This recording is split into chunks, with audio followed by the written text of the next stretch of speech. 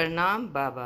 मैं राजा की तरफ से गरीबों के लिए कुछ लेकर आया हूँ। बेटा, हमें किसी चीज की जरूरत नहीं है, हम बड़े खुश हैं। जाओ, चले जाओ यहाँ से, हमें कुछ नहीं चाहिए। अरे राजा, क्या बात है, आज फिर तुम आ गए? जब तक आप सुखी रहने का रहस्य नहीं बताओगे तब तक मैं नहीं जाऊंगा। ठीक है, ठीक से आकर बैठ जाओ। पूछ राजा, क्या पूछना चाहता है मुझसे? बाबा जी, जिसके पास सैकड़ों कमीजें है वह सुखी नहीं है, और जिसके पास एक भी कमीज नहीं है वह सुखी है। क्यों? राजे, सुख का कारण कमीज नहीं, आत्मा है हमारी। जो व्यक्ति यह जान लेता है कि सुख भीतर है, उसे सुखी होने के लिए बाहरी चीजों की जरूरत नहीं पड़ती। पर इंसान तो हमेशा बाहरी वस्तुओं के पीछे भागता है। राजे, इसलिए जो व्यक्ति अपने अनंत को पहचान लेता है उसे बाहरी वस्तुओं की जरूरत नहीं पड़ती। बाबा, मैं समझा नहीं, आप क्या कह रहे हैं? राजे, अनंत आत्मा का स्वरूप है और आत्मा ही अनंत है, अनंत ही अनंत है। आत्मा के अनंत के कारण व्यक्ति अपने स्वरूप से प्रेम करता है। क्या तुमने कभी सोचा है, व्यक्ति बूढ़ा हो जाता है, बीमार हो जाता है,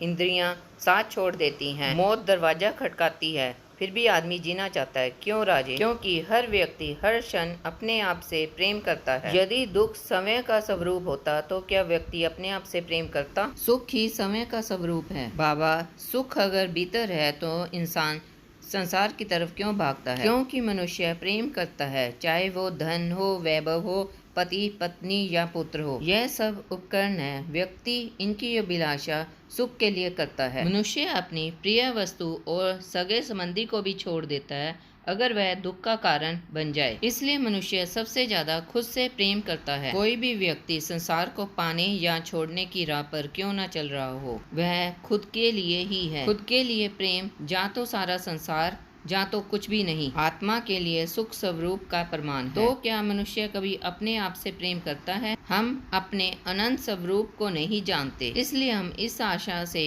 छोटी मोटी वस्तुओं के पीछे भागते रहते हैं कि वो हमें सुख देगी।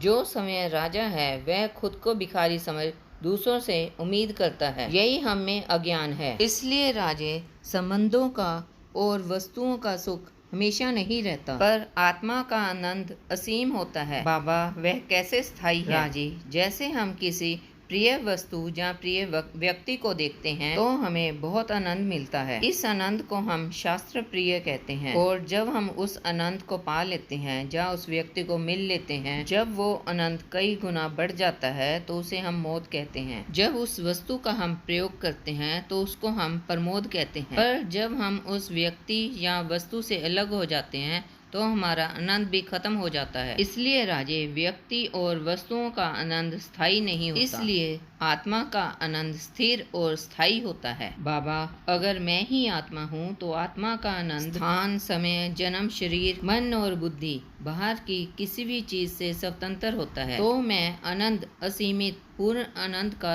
स्वरूप क्यों नहीं समझ पा रहा? राजे, जब तुम अपनी आंखें बंद करोगे तो तुम्हें अंधेरा ही दिखाई देगा। जब तक तुम शरीर, मन, बुद्धि, संसार की वस्तुएं और विचारों की ओर ही देखोगे तब तक तुम आत्मा स्वरूप का आनंद प्राप्त नहीं कर सकते। इसमें गलती तुम्हारी आत्मा की नहीं, तुम्हारी दृष्टिकोण की है। इसलिए अगर तुम सुख चाहते हो तो बाहर नहीं, आत्मा के भीतर देखो।